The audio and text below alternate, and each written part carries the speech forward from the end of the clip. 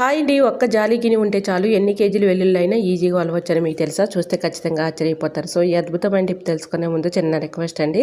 First time మన channel ఎవరైనా చూస్తూ ఉన్నట్లయితే ప్లీజ్ అండి, ప్రీవియస్ వీడియో చూసి మీకు నచ్చట్లయితే తప్పకుండా ఛానల్ని సబ్స్క్రైబ్ చేసుకోండి. వీడియో నచ్చితే ప్లీజ్ అండి చిన్న లైక్ చేసి మీ ఫ్రెండ్స్ అండ్ రిలేటివ్స్ అందరికీ కూడా షేర్ చేయండి. సో మనందరికీ కూడా యూజ్ అయ్యే అద్భుతమైన టిప్ అండి. వెల్లుల్లి వలవాలంటే చాలా ఇబ్బంది పడుతూ కష్టపడుతూ ఉంటాం కదా, చాలా ఈజీగా సింపుల్గా ఇలా అయితే వలిచేసుకోవచ్చు. ఇలా ఎల్లిపాయలన్నీ ఒక జాలి గిన్నెలో వేసేసుకొని ఒక కుక్కర్ తీసుకొని కుక్కర్లో కొన్ని వాటర్ తీసుకొని స్టవ్ ఆన్ చేసుకొని ఇలా కుక్కర్ పెట్టేసుకొని కుక్కర్లో బాగా ఆ వాటర్ని మరిగించుకున్న తర్వాత బాగా హీట్ ఎక్కాలండి. అలా హీట్ వచ్చిన తర్వాత ఇలా జాలి గిన్నెలో వేసుకున్నాం కదా ఆ వెల్లుల్లి ఆ జాలి గిన్నె పైన పెట్టేసి ఒక మూత పెట్టేసి 2 సెకండ్స్ అలా ఉంచితే చాలండి. ఆవిరికి ఇలా తొక్క అనేది మెత్తబడుతుంది అనమాట. చాలా ఈజీగా సింపుల్గా ఇలా ఎల్లిపాయ పై ఉన్నటువంటి పొట్టు అనేది ఈజీగా వచ్చేస్తుంది. ట్రై చేయండి, చాలా చక్కగా వర్క్ అవుతుంది అనమాట. ఇలా ఎన్ని కేజీలు వెల్లుల్లి కూడా ఒకరి హెల్ప్ లేకుండా మనమే ఈజీగా వలవచ్చు అనమాట.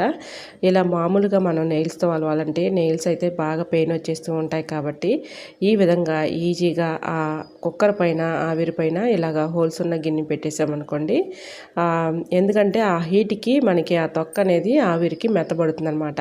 ఇలా ఎన్ని కేజీల వెల్లుల్లి ఈజీగా ఒకరి హెల్ప్ లేకుండా వలిచేసుకోవచ్చండి. ట్రై చేయండి.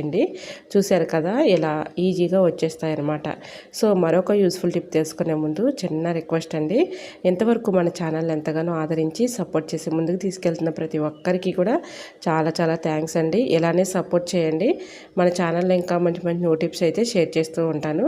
సో చూశారు కదా, ఎల్లుల్లిపాయలు అయితే చాలా ఈజీగా సింపుల్గా ఇలా అయితే ఎన్ని కేజీలు ఎల్లుల్లి ఈజీగా వలవచ్చు. నెక్స్ట్ టిప్ని తెలుసుకుందామండి. ఇలాగా మనకి చిన్నపిల్లలు ఉన్నారనుకోండి ఇంట్లో, ఇలా మనం బెడ్ పైన బెడ్షీట్ వేస్తే అస్తమానం వాళ్ళు తొక్కేసి పాడు చేస్తూ ఉంటారు. ఎందుకంటే పక్కంతా చెరిగిపోతూ ఉంటుంది. మళ్ళీ మనం ఇలా పక్కి వేసేటప్పుడు నెయిల్స్తో లోపలికంటే చాలా ఇబ్బందిగా ఫీల్ అవుతూ ఉంటాం.